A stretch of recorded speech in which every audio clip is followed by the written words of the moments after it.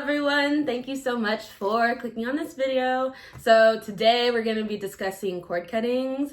So we're going to talk about like what they are, how you do them, all that good stuff will be covered in this video. Quick disclaimer, I am in no way, shape, or form like a Reiki master. I am a full-time tarot reader and a full-time student astrologer, just practicing on that full-time level. So I'm still trying to build my career up in those fields.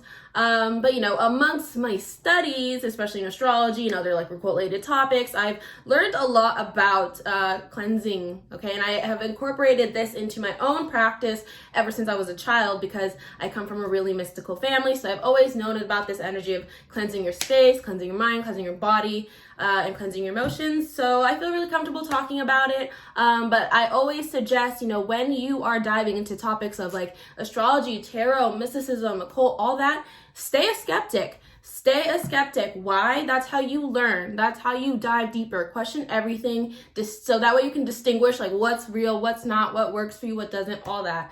So yeah, that would be my one piece of advice. But anyways, let's get going into these cord cutting rituals. Okay, so cords, what are they? So when I am talking about a cord cutting, I'm not talking about a physical cord being cut. I'm talking about an energetic cord that you cannot see. Okay, but a lot of times you can feel it. You can feel it maybe in your emotions. There could be, when you get emotional about something that happened years ago, that could be because there's still an energetic cord there. Or you could feel it in your thoughts. Maybe you are just thinking about something, it keeps popping up in your mind, but your heart is over it, your spirit's over it, you're physically all over it already, and you're like, why is this still in my mind? That could be why you need a cord cutting ritual. That's what these energetic cords are. They are these, unseen bonds that we create with people. And these bonds work two ways. When you are, connected to someone else's energy, that's what this is doing, is your energy connects to someone else's energy, right? And that's how we can, that's how we can sense, like, that's how we feel empathy. That's why we cry when other people cry. That's why we can feel what other people feel. Okay, it's because we've created this like unseen bond. I hope that makes sense. Talk a bit about how they're formed.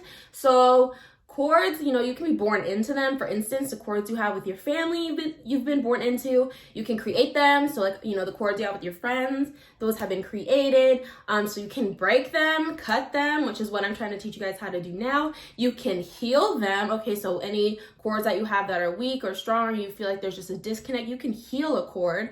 Okay, and you can also, remake a cord. So after you break one, you can always reconnect it too. So I've heard two different things about what happens when you cut a cord. So one thing I've heard is that when you cut a cord, the energy returns back to you. So your energy returns back to you, and that person's energy returns back to them. Another way that I see it working out is that it leaves a wound or a hole or a rip in your energetic field. And you're gonna have to fill that rip up with something else, like self-love, or maybe your connection to source, or maybe through your creative endeavor, something healthy you gotta fill that rip with. You don't always have to cut a cord to end a connection, okay? You can sometimes just cut a cord just to start things fresh, start things new.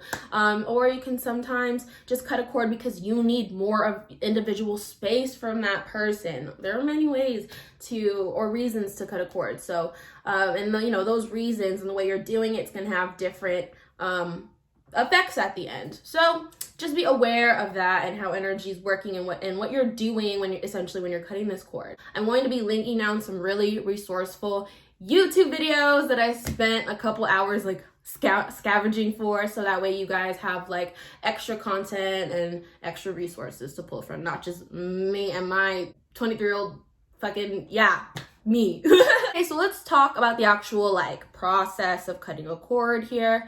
So let's talk about setup. You want to make sure you're in a safe space, okay? Because I've done this, and let me tell you, emotions will come up. You're gonna want to cry. There could be a lot of like suppressed thoughts that come up, suppressed emotions, suppressed energy. Like you're gonna want to maybe be alone when you do this, maybe have people your friends nearby on call for you, because like I said, this is heavy work. You're working with shadow, you're working with subconscious, you're bringing up suppressed energy. Let me tell you, I should have mentioned this earlier. The point of cord cutting is to send a message to your subconscious that we're no longer carrying this energy. Sometimes the conscious mind gets it, and the subconscious mind, you know, that is like how we kind of like are automated, or kind of like our, I say it's our default settings that could kind of keep the cord running. And so we were trying to send a signal to the subconscious that we're done with this cord. You want to make sure that when you're ready to cut a cord, if you are cutting to completely like detach from somebody, which I feel like a lot of people, you know, use cord cutting rituals for, if you're cutting to do that, you want to make sure you're ready to pull from the root. Okay, I forgot what YouTuber I heard this from, but I'll link the video down below. It'll be the first video that I link. But she said that when you're cutting a cord, you got to think about it like cutting a plant. If you just cut from the top, that plant grows back, and sometimes it grows back even stronger. Same with the cord. If you just cut it and you leave the attachments that you both have, you guys will just reconnect your cord. And something that's important is when you're getting yourself set up and you're, you know, creating a safe space for yourself to be, you want to sit there for a moment and analyze the cord that you're cutting. Ask yourself, why are you cutting this? So that way you know maybe where you want to go with it. And then ask yourself, where is this cord? Am I holding it in my heart and in my emotions? Am I holding it in my mind and in my thoughts? Or am I holding it just like in my spirit? Where is it? So you're gonna have to like kind of pinpoint where that cord is, so that way you know where to pull from, because like I said, pull from the root of it. So another thing that you want to check in with yourself while you're in that period of kind of like meditation, you know, prepping for this cord cutting, is you want to make sure that you're working from a space of, you know, love and respect. You want to be working and cutting this cord because you respect that person's individual path and your own path, and that is why this cord is being cut, right? You know, if you're someone who is trying to disconnect yourself from somebody, that is it. You want to be setting this person off. If you are trying to like defend yourself with a cord cutting ritual, I don't recommend that. Okay, I think there's, you know, other things outside of mysticism and occult you should try before you run to a cord cutting ritual for defense. But what you can use this for is evil eye. If you feel like you are subconsciously sending evil eye, or someone else is subconsciously sending evil eye to you, you can do this cord cutting ritual. You don't need someone else's permission to cut a cord, though it is a way stronger cut if you do. You can cut cords through meditation, meaning you don't need anything. You just send the signal to your subconscious. How do you do that? There's all types of forms of meditation. I'll link a video down below that is really informative. And I find that, you know, if it's small baby cords, like you just want to like detach from like, you know, your coworker or whatever, and maybe they're popping up in dreams or something, and you're like, why am I thinking of this? I need to detach from them. Do the meditation route. Don't expend your energy doing the ritualization route. I find that when you take out the candles and you do this, the flames, it can be a heavier energy. Hence why I feel like you should use it for more long-standing, deep-rooted cords. That's when I would do the ritualization. If it's like baby cords, not that deep, just do the meditation. Don't expend your energy if you don't have to expend your energy, right? First thing you're going to need are 2 candles, white candles. You want to use white candles for purification, and because you want to be sending off this energy in light, okay? In a place of respect for the person, respect for yourself, and respect for their life path, respect for your own life path. Don't work from a negative space, okay? You're going to want maybe some type of herbs just to set the intention. So you can use roses for love. You can use chamomile and lavender for like calming energy. So you can use those herbs to kind of help set the intentions better. Then you want to get some twine and tie it around the candles together. That's going to symbolize the cord that you have. Once the flames touch the twine, that's when the cord will be cut. Also, I highly recommend writing a letter, because if there's anything you want to say, you can say it in that letter and then burn the letter along with this. I like to burn my paper before the flames, because like once the flames are done, then it's all done. Like that's it. There's no more steps after that. So I like to burn it first, and then light the candle. I really suggest watching the flames act. You'll notice them grow bigger or smaller, or you might notice one flame is significantly more like energetic and the other one's a lot more calmer, and that could mean that that person maybe had a lot more to release, or there was a lot more that they were holding up. So when you lit that candle and you initiated that cord cutting, they had that bigger flame because there was a lot more to release, right? Or maybe you could notice, I've seen like the flames try and touch each other, try and reconnect, and you could, that to me is always a symbol that this was a past life connection, or like a soulmate connection. Also, smoke that comes from the letter, try and take photos of that, and you can sometimes catch like the smoke making images, and that could also be like an intuitive message. Now let's talk about what happens if your maybe cord or twine doesn't burn all the way, or there was some type of disruption that happens within the cord cutting ritual. It could mean a couple things. It could mean that maybe the other person is fighting this. Two, it could mean that you aren't ready and you could be, subconsciously still fighting this. Or three, there could be a soul contract here, and it's like, universe said, y'all not done yet. So that could be another reason why your cord might not cut. So I suggest if that happens, take it as a sign and give it some time, weigh it out, use your intuition, seek spiritual guidance from a trusted tarot reader, astrologer, whatever, get clarity on that. But take it as a sign before trying again. Let's talk about post-care and aftercare. So you're going to want to dump that energy, if you can, outside of your house. If you can, just dump it outside your house where like the garbage truck can come pick it up, just so that energy is gone from your safe space. Then we'll want to take like a spiritual bath, cleanse yourself, cleanse your space. It's a good time to clean up the room, let the windows out, air this energy out.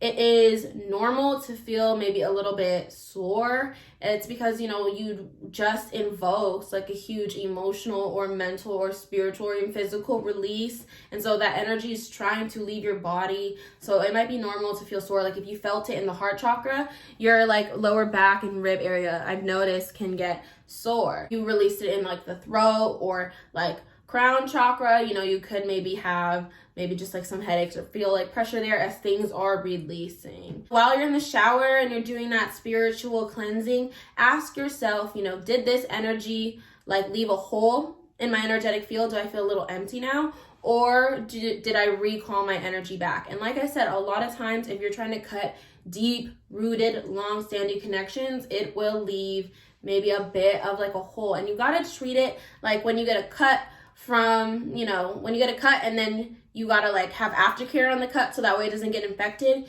You kind of want to treat that, energetic wound the same way. So you want to know that you have, made this cut and there could be an emptiness in this field, and you want to make sure you're not filling it with things that are toxic or filling it just to, feel full again. You want to fill it with like things like self-love, like I said, or fill it with things like, messages from spirit. That is a good time to receive like intuitive downloads because you've created the space to get intuitive downloads, for intuitive downloads to drop in. So fill it with knowledge, just fill it, even leave it empty for a second and teach yourself to be okay with, the space that has been created energetically, or the wound, or not even wound, because it's not a wound. Like I said, it's like if you get a cut and it's like the cut is cleaned out now, but it still has to close. And your energetic field, I personally believe it will close. You can either fill it or let it be open until it closes itself. But if it's open, like I said, you want to be protecting it, guarding it, not letting toxic energy coming in, trying to fill it. So I noticed, like, if you've made like a cut, sometimes, the person will resurface in your life. That's something I've noticed. Like maybe all of a sudden they hit you up and it's, because like you've created space and now there's room for things to drop in. So things are being attracted to drop in. So again, you could also see the opportunity of like, if you cut a friend, new friendships starting to come in. And if you're not ready, don't let it in. That's what I mean by protect your space. If you're ready and you feel like you can take in something new without it disrupting you, let it in. Another thing you want to do at the end is, thank your spirits. If you believe in this, if you have spirits that you follow, I feel like you could practice spirituality, practice these things, and not believe in a certain God. I personally do believe in certain gods, but you don't have to. But if you do, then of course it's courtesy to thank them. You've made this cut, you're done with it. You've made the cut. All right, it's closed in your mind. It is closed in your heart. It is closed or whatever. If you have that wound that's a little bit open, that's okay. Like I said, we're nursing that and trying to close that. But yeah, so you don't want to be revisiting this. Like I said, if things pop up, say no to it. Say no to it. If you aren't ready to release it at the root, it's not going to work. If anything, these cord rituals can sometimes invoke an energy that's even stronger, a bond that's even bigger. So watch out for that. Make sure you're ready to pull from the root of it. All right, guys, so that's everything I have to say for this video. Thank you so much for tuning in. I really hope this helps you. I always get really nervous to talk about spirituality and mysticism and like all that kind of stuff on YouTube, because I just, really respect what I'm studying, and I'm kind of just like, who the hell am I to be like teaching these things? But like, making this video has literally been on my mind for a week straight. So I was like, okay, we're gonna make this and get this the heck out of my mind. And I think it's because, Mercury is in its shadow period. And so it's in its shadow period moving direct. So, a lot of these like old themes that we revisited when Mercury was moving moving retrograde, now that it's moving direct again over its shadow period, they're coming back up. And I think this is a wonderful time to cut cords. And I think this is a wonderful time to release. So if old things come up, don't hesitate to cut. Don't hesitate to pull it out of the root and toss that out your way, so you feel lighter, and that way you can feel happier and you can move on. So yeah, thank you guys so much for tuning in. Check out my Twitter and my Patreon. That's where I post like most of my intuitive messages. I'm not really on YouTube that much, but I wanted to create this video so it's free and everyone can see it. And yeah, but follow me on there for like extra content and intuitive messages and like for bookings and all that good stuff. Right, bye guys. See you guys whenever I post another YouTube video. Bye.